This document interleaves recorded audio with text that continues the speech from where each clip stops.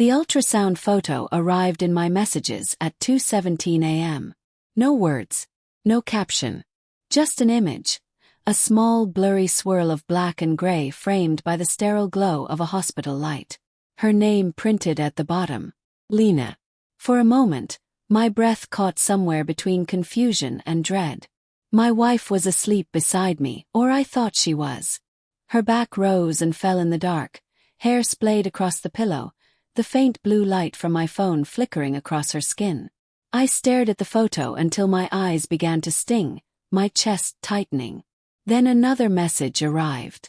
From unknown number. She doesn't know how to tell you. Something inside me went cold. My pulse quickened, fingers trembling as I stared at the words. I looked over at Lena again, trying to read something in the stillness of her sleeping face. My body felt weightless, like I was floating somewhere far from reality. I didn't sleep that night. I sat at the edge of the bed, staring into the dark until dawn broke, watching the light crawl up the walls. It had started 6 months ago, when Lena's best friend Maya moved in with us. Maya had just gone through a brutal divorce. Her husband cheated, emptied their joint account, and left with someone younger. Lena begged me to let her stay, just for a few weeks. She's devastated, she'd said. She needs a place to feel safe. I agreed. I'd met Maya before. She'd always been a little sharp, but never malicious. Least not then. The first few nights, she and Lena stayed up late on the porch drinking wine, their laughter echoing through the still air while I lay in bed, pretending to sleep. I could hear fragments of their conversations, murmurs that bled through the walls. "You need to stop living like you owe him something," Maya would say. "You're too loyal, Len. Men don't think that way. You should have some fun before you wake up and realize you've wasted your 30s. At the time, I told myself it was harmless. Just two women talking, nursing heartbreak and resentment. But over time, Lena began to change. She started dressing differently. Bolder colors, tighter fits. She spent more time out, saying she and Maya were trying new experiences. She took up late-night yoga classes, though she never spoke about them. She wore a new perfume, richer, heavier, a scent I didn't recognize. I wanted to believe it was growth, that she was rediscovering herself. But love has a way of turning suspicion into guilt. You start doubting your doubts. Then came the night she didn't come home. Her phone went straight to voicemail. Called Maya, no answer. Midnight. 2 a.m. I tried to calm myself, telling my reflection in the dark kitchen window that she'd just had too much to drink, that Maya would drive her home in the morning. She stumbled in at 5. Hair tangled, eyes glassy, shirt buttoned unevenly. "Where were you?" I asked quietly. She hesitated, her hand still on the doorframe. "I told you I was with Maya. We crashed at her place. You didn't answer my calls. My phone died." Her voice had this rehearsed softness, too careful. She looked at me like she wanted to believe her own story. When she turned away, I caught a glimpse of her collarbone, a faint bruise there, circular, tender-looking. After that, she pulled away completely. No affection, no warmth. Our dinners became silent, mechanical. She smiled less, laughed even less. I told myself we were just going through a rough patch. Then Maya moved out. But her influence stayed behind like a stain. Lena started visiting her for support. Though she came home smelling of perfume that wasn't hers, her hair slightly damp, like she'd showered somewhere else. One night, I saw her car parked outside Maya's apartment at nearly 11. I sat in my own car, staring at it from across the street, unable to move, unable to decide if I wanted to know. She came home at 1 a.m. and kissed me softly, as if nothing had changed. But everything had. When that ultrasound photo arrived, it all came crashing down. I turned the phone toward her in the morning light, my hands shaking. "What is this?" I asked. Her face drained instantly. "Luke," she whispered. "I can explain." "Explain what?" "That someone texted me your ultrasound photo. That you're pregnant and didn't tell me." Tears welled up immediately. "I was going to tell you. Whose is it, Lena?" Silence. "Whose?" She looked at me, her face breaking apart, and whispered, I don't know. The words hit me like a physical blow. You don't know. I made a mistake, she cried. It was one night. Maya said I needed to live a little, to remember I'm more than someone's wife. She introduced me to this guy, someone from the bar. I didn't even know his last name. I stared at her, my throat closing. You let her talk you into this. I was drunk and I thought, it doesn't matter. I didn't mean for this to happen. I didn't even think it was possible. Her hand went to her stomach as if trying to protect it from me, from herself. I'm terrified, Luke. And she was. Her voice trembled with something that wasn't just guilt. It was fear. Real raw fear. I couldn't speak. I just left the room, leaving her sobbing into her hands. We didn't talk for days after that. She slept in the guest room. I slept barely at all. The house felt like a stranger's, the air heavy with words we refused to say. She went to her first prenatal appointment alone. Left the report on the kitchen table for me to find, as if a printed page could mend what she'd broken. The father's identity, unknown. Estimated conception. 7 weeks ago. Viable pregnancy, confirmed. I stared at those words until the paper tore in my hands. That night, I sat in the dark living room staring at our wedding photo. The two of us laughing, her eyes bright, the world still pure then. I barely recognized those faces. When she finally came in barefoot, she said softly, I'm keeping it. I don't expect you to forgive me, but this baby didn't choose any of this. Her voice cracked on the word baby. And I hated her for it. And hated myself more for still loving her enough to hurt this much. Do you even know what you're asking me to live with? I whispered. No, she said quietly. But I know I'll live with it too. 2 weeks later, Maya came by. She looked tense, defensive. Lena won't answer my calls, she said. You too, okay? I stepped outside, blocking her from entering. Did you set her up? Excuse me. You introduced her to him. Who was he? Her face shifted. Luke, you don't want to know. Tell me. She hesitated, glancing away. He was my ex-husband's cousin. I thought she needed to feel wanted. Just for one night. You used her, I said, disbelief turning to disgust. She needed to wake up. To stop pretending her life was perfect, Maya snapped. Then more quietly. I didn't think she'd get pregnant. I shut the door in her face before I could say anything worse. After that, Lena barely spoke. She grew thinner, quieter, her guilt swallowing her whole. I'd wake up at night to hear her whispering to her stomach, murmuring apologies. One morning, I found her standing in the old nursery we'd painted years ago. She looked so small against those mint green walls. I can't do this alone, she said. But I don't expect you to stay. I stared at her for a long moment. I don't know what staying even means anymore. Neither do I, she whispered. Months passed like that. Empty, fragile, hollow. Then one stormy night she was hospitalized. Early labor risk.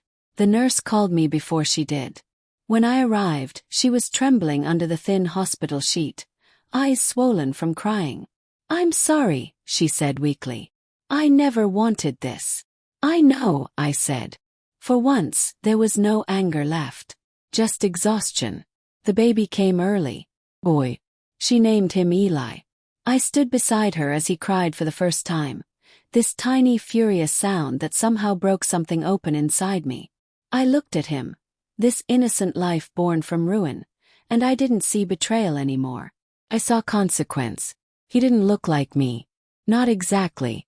But when Lena handed him to me, trembling, I held him anyway. A few weeks later, Lena moved out to her sister's.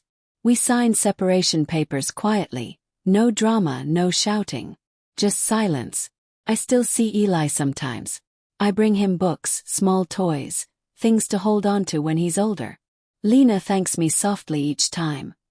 Her eyes always filled with that same fragile mix of love and regret. I don't forgive her. Maybe I never will. But I understand her now. The loneliness. The ache of wanting to feel alive again. The way one night can destroy everything and still leave something beautiful behind. Sometimes I still see that ultrasound photo in my mind, the little flicker of life that changed everything. And every time I whisper to the dark, some mistakes are born innocent. It's the people who aren't. It's been 7 months since Eli was born. Lena lives across town in a small apartment near the river. She chose it for the quiet, for the way the wind hums through the trees outside her window. Sometimes when I visit, I can still smell her perfume faintly in the hallway before she opens the door. She looks different now. Softer somehow, yet older, worn down. She's stopped coloring her hair. The dark roots show, streaked with tired strands of brown and gold. There's a piece to her that wasn't there before, but it's fragile, the kind that's built from surrender, not healing. Eli's getting bigger, heavier in my arms each time I see him. His eyes, gray, uncertain, search mine every time I hold him, like he's trying to understand what I am to him. Last week, when I took him for a walk in the park, a woman smiled at us and said, "Your son's beautiful." The words caught in my throat. I wanted to say, "He's not mine." But I didn't, because in that moment he was. Lena doesn't talk about the man. She says she doesn't even remember his last name, and I believe her now. Not because I trust her, but because I've stopped needing every answer. Sometimes silence is the only truth that doesn't hurt. But what I can't escape is Maya. I see her sometimes. At the grocery store, in traffic, once outside Lena's building. She tries to make eye contact, maybe to apologize, maybe to justify. I don't give her the chance. There's nothing left to say to the woman who thought heartbreak was a lesson worth teaching through destruction. The worst part isn't what happened. It's that I can still remember how it felt to love Lena before I knew. How her laugh could fill a room. How safe she used to feel beside me. That memory is the cruelest ghost. It reminds me that even the truest parts of love can die quietly without anyone noticing until it's too late. Sometimes I visit late, after Eli's asleep. She leaves the door unlocked now, like she's too tired to expect danger. We sit across from each other at her small kitchen table, talking about nothing. Work, bills, weather. There's always this hum between us, something that almost feels like peace but isn't quite. One night she looked at me and said, "Do you hate me?" I didn't answer right away.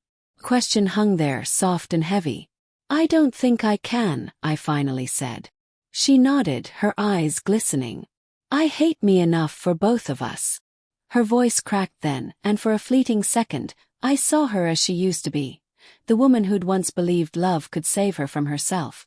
I left soon after, but before I did, she whispered something that followed me all the way home. "I don't think I deserve how kind you still are." But she was wrong. It wasn't kindness. It was exhaustion, the kind that comes from holding on to hate until it turns into pity. Months later, she called me in the middle of the night. Her voice was shaking. "Eli's sick. Fever. They're admitting him." By the time I got to the hospital, she was pacing the hallway, her face pale under the fluorescent lights. I'd seen her broken before, but this was different. This was primal. When the doctor came out saying it was a viral infection and he'd be fine, she collapsed into my arms, sobbing with relief. I held her without thinking, instinct taking over where reason failed. She whispered against my chest, "I couldn't lose him too." I realized then that, in some small, twisted way, we were still bound together, not by love, but by the ruin love had left behind. She fell asleep in the chair beside his bed, her hand curled around his tiny fingers. I sat across from her, watching both of them breathe in sync, the sound steady and fragile. In that sterile white light, surrounded by machines and silence, I felt the faintest stirrings of something almost like forgiveness. Not for her but for myself. For the man who'd once believed everything could be perfect. Who'd failed to see how easily loneliness could disguise itself as freedom. Eli recovered. We left the hospital together that morning. Sunlight spilling through the glass like a second chance we didn't ask for. When I dropped them off, Lena turned to me before getting out of the car. "You should move on, Luke," she said quietly. "You deserve someone who hasn't broken everything she touches." I looked at her for a long time, at the exhaustion and tenderness that still somehow coexisted in her face. "Maybe," I said. "But you forget. Some things stay broken because they're supposed to remind us not to make the same mistakes twice." She smiled sadly. "Then maybe we both learned something." That was the last time I saw her for a while. She stopped calling and I didn't push.